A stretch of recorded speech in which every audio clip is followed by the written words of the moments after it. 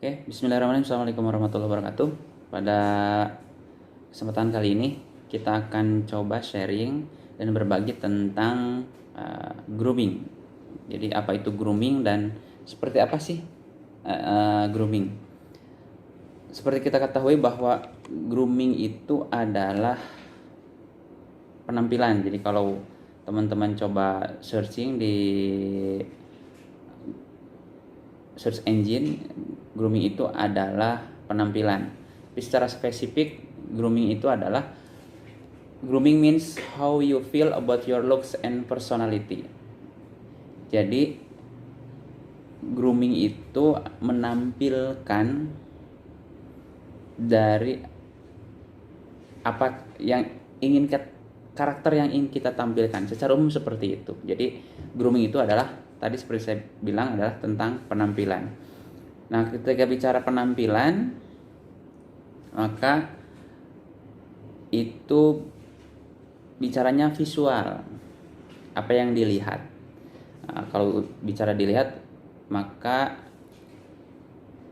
dari mulai ujung kepala sampai ujung kaki itu harus diperhatikan karena itu menjadi bagian dari penampilan itu sendiri. Bagaimana tatanan rambut, gaya rambut, kerapihan rambut, kemudian juga kebersihan kulit gitu kan, kemudian juga pemakaian baju, kemudian parfum juga gitu kan.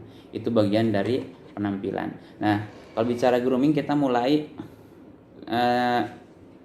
dari bagaimana kita berpenampilan secara maksimal. Nah, bagaimana kita untuk berpenampilan maksimal tentunya tidak hanya bicara dari aspek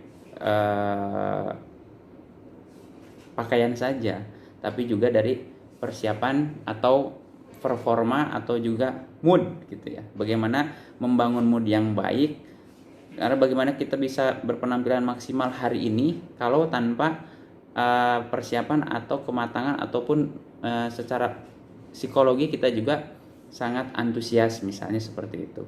Maka ketika ingin kita berpenampilan maksimal di esok hari misalnya, maka kita harus memperhatikan sekali dari mulai pola tidur. Ketika kita tidur, banyak di antara kita kurang begitu memperhatikan ketika akan tidur. Karena capek, karena sudah sangat larut, sudah sangat ngantuk, tidur saja. Padahal itu sangat mempengaruhi mood di besoknya atau performa di besoknya. Ingat bahwa ketika kita tidur itu hampir seluruh tubuh kita istirahat atau bermetabolisme gitu kan. Melakukan ya bisa dibilang metabolisme yang sempurna itu ketika kita tidur. Maka sesungguhnya kita ingin tidur, usahakan, ini beberapa tips yang ingin disampaikan. Kalau mau tidur itu, satu, pastikan kita bersih. Jadi mandi gitu kan, jangan sampai mau tidur tapi belum mandi gitu. Kenapa? Karena biasanya ketika kita tidur itu kan si kulit itu bernapas. Jadi kalau bayangkan kalau misalnya kulitnya berminyak, banyak debu, sehingga si kulitnya ketika kita tidur bukannya bernapas tapi terhambat sirkulasi ininya, sehingga nanti si kulitnya akan kelihatan kusam gitu kan, kemudian kelihatan cepat tua gitu, seperti itu. Jadi kalau mau tidur usahakan bersih-bersih gitu kan, kemudian juga memakai pakaian yang longgar, tidak mengikat, tidak ketat gitu kan. Kemudian juga usahakan kalau mau makan di malam hari, dari beberapa referensi yang saya baca itu setidaknya 3 jam sebelum tidur. Jangan, biasanya di antara kita itu makan langsung tidur, sehingga banyak di antaranya terjadi masalah kesehatan. Nah, kalau mau makan itu, kalau misalnya kita makan jam 7 malam, berarti tidur paling cepat itu adalah jam 9, jam 10 malam. Jadi usahakan kalau sudah maghrib misalnya, itu sudah tidak makan lagi harusnya gitu kan untuk pola hidup sehat. Banyakin untuk minum air putih. Kemudian jangan lupa berdoa tentunya gitu kan. Dari beberapa referensi yang saya aplikasikan, kalau mau tidur itu jangan nunggu tidur belum ngantuk kemudian lihat HP gitu kan, kemudian nonton TV gitu kan. Biasanya hal terakhir yang kita tonton, yang kita baca, yang kita dengar itu biasanya terbawa dalam mimpi, sehingga terbawa dalam tidur dan menjadi mimpi, sehingga tidurnya menjadi kurang berkualitas. Karena dalam beberapa hal, tidur yang berkualitas itu sebetulnya tidur yang tidak bermimpi. Jadi kalau kita tidur bermimpi, sesungguhnya tidur kita tidak berkualitas gitu kan. Nah, usahakan ketika kita tidur itu dalam keadaan tenang. Apalagi kalau kita misalnya bisa teknik relaksasi, ada beberapa yoga misalnya, itu jauh lebih baik. Dan usahakan ya berzikir atau berdoa gitu sebelum tidur. Kemudian selanjutnya ketika kita tidur, posisi tidur kalau dalam segi kesehatan itu bagusnya adalah miring ke kiri atau miring ke kanan. Tapi sunahnya dalam agama Islam itu adalah miring ke kanan. Jadi jangan terlentang atau jangan telungkup. Nah, itu yang baiknya menurut segi kesehatan. Kemudian tidur. Nah, tadi saya coba mengupas di awal, kalau tidur kita bermimpi berarti itu tandanya tidur kita kurang maksimal, kurang berkualitas. Tapi tidur yang tidak bermimpi itu adalah tandanya dengan atau tidur yang berkualitas itu adalah tidur yang tidak bermimpi, sehingga ketika bangun juga menjadi lebih fresh. Nah, dalam beberapa kisah, beberapa cerita gitu kan, ada kalanya ketika kita mau tidur itu lepaskan, jangan memikirkan sesuatu, menanggung beban. Bahkan ada beberapa kisah ketika kita mau tidur, kita coba ngomong pada diri sendiri bahwa kita memaafkan orang-orang yang pernah menyakiti kita, orang-orang yang mungkin berbuat salah pada kita, dan kita juga minta maaf pada orang-orang yang mungkin tersinggung oleh sikap dan perilaku kita, sehingga kita lebih lepas, lebih enak, dan lebih santai ketika akan tidur. Nah, kemudian ketika bangun tidur, usahakan bangun tidur itu di jam-jam yang katakanlah jangan siang gitu kan. Bangun tidur yang bagus itu sekitar jam 3, jam 4, karena satu, energi udara juga masih murni. Kemudian juga kalau dilihat siklus jam itu, jam-jam itu adalah jam yang sangat bagus untuk pernapasan seperti itu, karena juga oksigennya masih murni. Nah, ketika bangun tidur ini ada beberapa tips juga, bahwa ketika bangun tidur jangan langsung beraktivitas, bangun langsung ke air, biasanya kan seperti itu ya. Nah, ketika bangun tidur bagusnya diam dulu, diam di pinggir di ujung tempat tidur, duduk dulu, tapi maksimal 3-5 menit, jangan sampai lebih dari itu. Biasanya kalau lebih langsung tidur lagi. Nah, diam sejenak, kemudian juga ya mengumpulkan seluruh ingatan gitu kan. Jangan sampai disorientasi tempat dan disorientasi waktu, tidak mengenal tempat dan tidak mengenal waktu. Ini kapan dan di mana, jangan sampai seperti itu. Kemudian minum air putih. Nah, ini jangan sampai lupa bahwa sebelum tidur itu siapkan segelas air putih di pinggir tempat tidur, sehingga kita ketika bangun tidur yang pertama dilakukan adalah minum air putih 1 gelas ya, menjadi beberapa tegukan, jangan sekali teguk, itu menjadi nanti takutnya jadi keselak gitu ya. Minum air putih, kemudian mengumpulkan seluruh ingatan, kesadarannya. Ini ada sebuah tips dari pakar otak untuk mengasah otak kita agar lebih tajam. Kan biasanya kita juga suka pelupa, susah banget mengingat gitu ya. Ada sebuah tips kalau kita ingin tajam dalam mengingat, kemudian juga dalam menangkap informasi, kita coba ketika bangun tidur sebelum melakukan apa-apa duduk sebentar, kemudian melihat salah satu sudut di kamar, mau melihat foto, mau melihat jam, mau melihat pokoknya benda, sesuatu benda, lihat kurang lebih minimal 3 menit. Itu jangan teralihkan oleh hal-hal yang lain, fokus. Itu untuk melatih fokus otak. Lakukan secara periodik, berturut-turut tiap bangun tidur, ya setidaknya minimal 21 hari sampai 30 hari.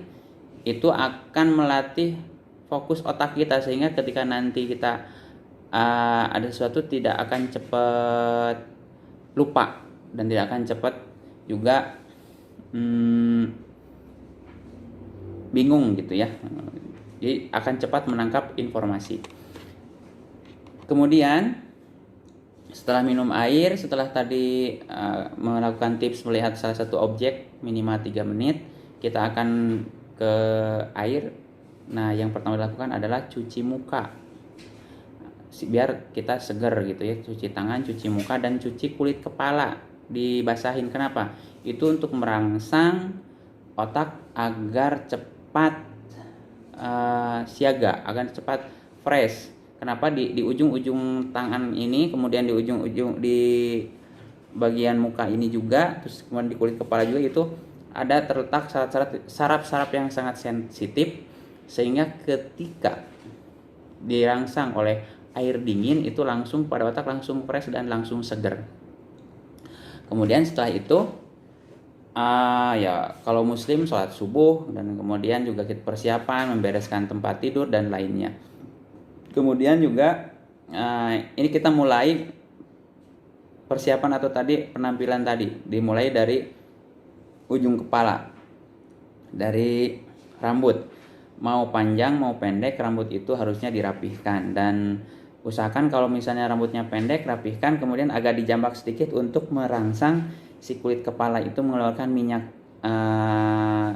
rambut, sehingga membuat kulit kepala menjadi lembab oleh minyak rambut, sehingga rambutnya akan menjadi lebih sehat karena keluarnya minyak rambut itu tadi, sehingga akan mengurangi cepat beruban gitu, seperti itu. Kemudian rambut disisir. Selanjutnya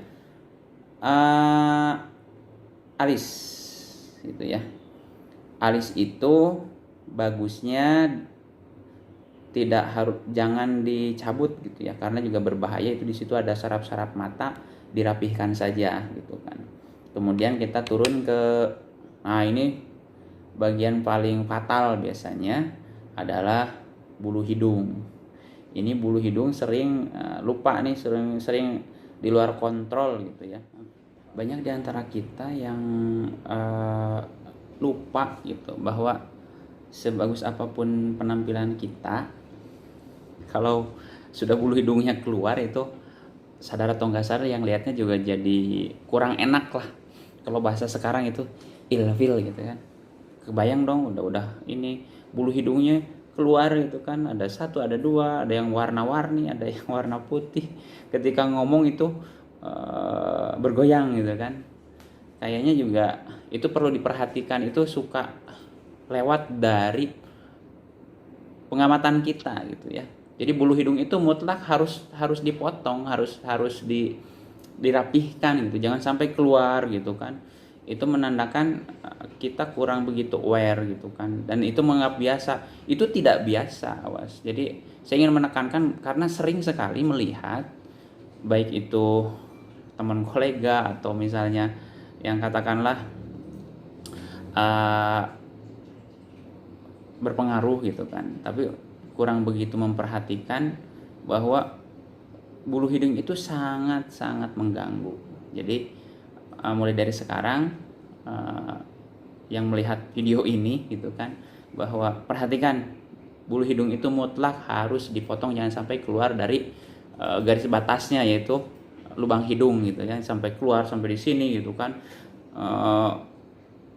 Kumisnya udah rapi, jenggotnya udah rapi, kok bulu hidungnya keluar gitu, aduh kayaknya nggak banget gitu ya. Itu titik poin yang memang harus kita perhatikan. Selanjutnya adalah kebersihan dari muka sendiri. Jangan sampai kita muka kelihatan kusam, muka kelihatan tidak bersih. Kemudian juga kalau kita tidurnya bantal suka ada garis-garis di ini gitu kan. Itu perhatikan sekali, jangan sampai kelihatan tidak fresh. Maka penting di pagi hari itu mungkin ya dengan pakai ya masker atau apa gitu ya, bisa dikatakan seperti itu. Bagi teman-teman yang aware dengan masker, bisa memakai diaplikasikan dengan buah-buahan, baik itu timun atau misalnya buah-buahan yang lainnya gitu kan. Yang selanjutnya adalah kita harus perhatikan kerapihan dari kumis ataupun jenggot. Jadi bukan dilarang pakai kumis atau jenggot, tapi pastikan rapih dan bersih.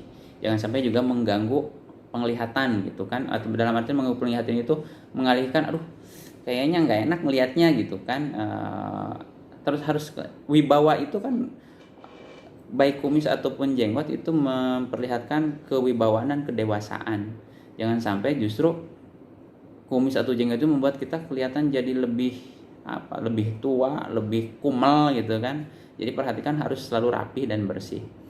Dan selanjutnya adalah kebersihan gigi. Nah, ini penting kita perhatikan bahwa gigi itu adalah bisa dibilang bagian dari performa juga. Ketika kita bicara kan kelihatan banget. Jadi bau mulut biasanya bersumber dari gigi yang bolong, kemudian karang gigi, dan biasanya di lidah gitu ya. Makanya ada kerok lidah. Kemudian juga pastikan setidaknya 6 bulan sekali itu ke dokter gigi untuk membersihkan karang gigi, karena sumber bau mulut itu dari karang gigi. Kemudian juga jangan sampai ada gigi bolong. Kalaupun giginya bolong, pastikan selalu bersih, kemudian selalu dibersihkan, kemudian juga ditambal, karena itu menjadi sumber dari bau mulut. Mungkin kita tidak terganggu, tapi ingat loh, lawan bicara kita akan sangat terganggu. Mungkin ketika kita bicara, yang lawan bicara kita akan nahan napas tuh gitu ya. Bukannya memperhatikan apa yang kita sampaikan, tapi malah fokus pada menahan agar tidak mencium bau mulut. Nah, jadi perhatikan bau mulut. Kemudian ada kebersihan telinga. Jangan sampai telinga kita ya pastikan selalu bersih. Ya dibersihkan dengan cotton bud misalnya, tapi juga jangan terlalu dalam, karena itu juga harus hati-hati. Jangan sampai juga ada beberapa saran jangan dibersihkan dengan cotton bud yang ini, karena itu akan mendorong kotoran ke dalam. Jadi intinya sebetulnya ketika kita mandi itu bersihkan. Kemudian juga dipakai cotton bud yang memang ukurannya jangan terlalu besar, sehingga juga kita bisa ini kan. Dan selanjutnya adalah kita kembali lagi ke gigi tadi. Kalau sikat gigi itu jangan terlalu kencang gitu ya, karena terlalu kencang akan membuat jadi kepleset, biasanya jadi sariawan gitu kan. Kalau ada kotoran di sela-sela gigi itu bisa pakai benang gigi atau pakai tusuk gigi, tapi juga ingat juga hati-hati, karena prinsipnya bersihnya itu sendiri gitu ya. Jangan terlalu ekstrim, terlalu bersemangat sehingga akan melukai. Kemudian jika diperlukan itu di lidah, bagian ininya itu pakai kerok lidah itu, karena juga itu banyak sekali bakteri. Tapi juga jangan tiap hari sepertinya, karena juga mulut kita perlu bakteri juga untuk mencerna makanan. Kemudian selanjutnya adalah kita turun ke bawah ke ketiak. Banyak di antara kita cukup dengan hanya misalnya pakai deodoran. Nah, ada prinsip-prinsip sederhana yang harus kita perhatikan, bahwa sumber bau badan itu memang dari ketiak.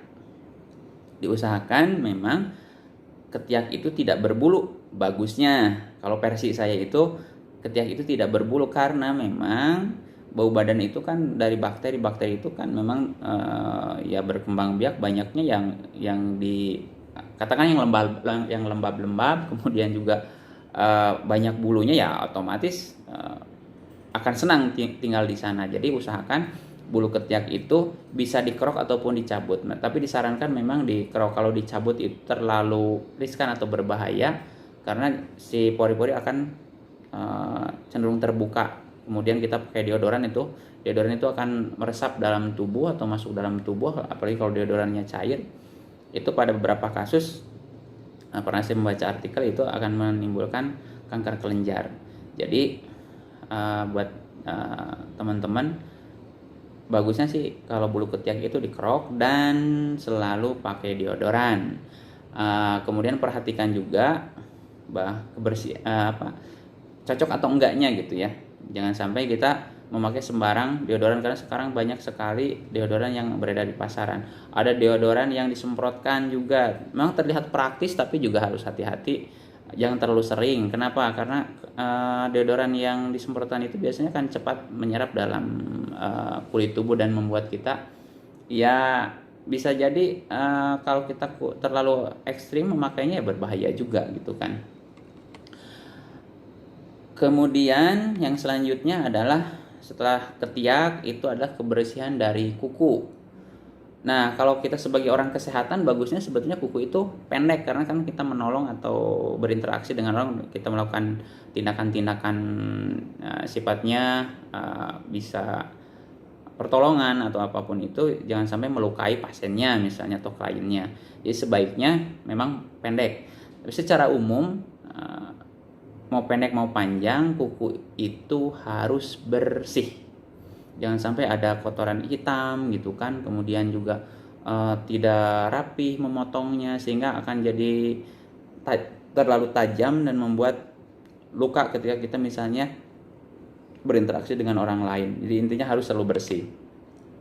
Kuku kaki juga biasanya juga ada beberapa di antara kita yang punya masalah dengan bau kaki tuh.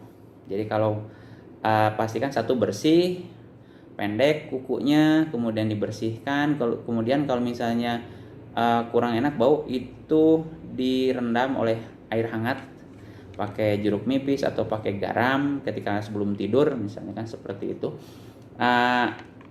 Itu juga berfungsi kalau pakai jeruk nipis gitu ya. Kalau kita ada kulit kering gitu kan, itu bisa dioleskan pakai jeruk nipis untuk membuat satu lembab, kemudian juga membuat agar kulit tidak iritasi berlebihan, kemudian juga menghilangkan bau, karena memang jeruk nipis ini mengandung antibakteri ya gitu kan, bisa dikatakan seperti itu. Dan setelah semua dari ujung, tadi udah kita sampaikan dari ujung kepala sampai ujung kaki udah bersih sebetulnya. Nah, tinggal performanya nih gitu kan, dalam artian kebugarannya. Usahakan tiap pagi itu sebelum aktivitas ada aktivitas fisik minimal banget 10-15 menit. Itu bisa lari pagi, bisa angkat-angkat beban, pokoknya ada stretching lah seperti itu. Nah, bisa dilakukan mungkin dengan nyuci, nyetrika. Kalau rumahnya bertingkat bisa turun naik tangga kan seperti itu. Jadi ada stretching sehingga baik otot itu ataupun persendian akan menjadi lentur, sehingga kita ketika beraktivitas tidak kaku dan tidak menjadi malas gitu kan, karena juga kurangnya pergerakan. Nah, itu barangkali grooming atau penampilan sesi 1 tentang bagaimana kita persiapan dari mulai tadi tidur, kemudian hal-hal yang perlu diperhatikan dalam tidur, kemudian ketika bangun, penampilan dalam misalnya rambut, menyisir rambut gitu kan. Usahakan memang ketika kita, terutama laki-laki, rambut itu jangan menutupi area kening gitu ya. Untuk pada posisi-posisi atau situasi-situasi formal. Kenapa? Itu karena kalau kening, kelihatan kening itu memperlihatkan keterbukaan pikiran gitu kan. Itu hanya saran-saran yang memang bisa disampaikan. Demikian video kali ini tentang grooming. Kita akan ketemu lagi di sesi berikutnya. Terima kasih. Assalamualaikum warahmatullahi wabarakatuh.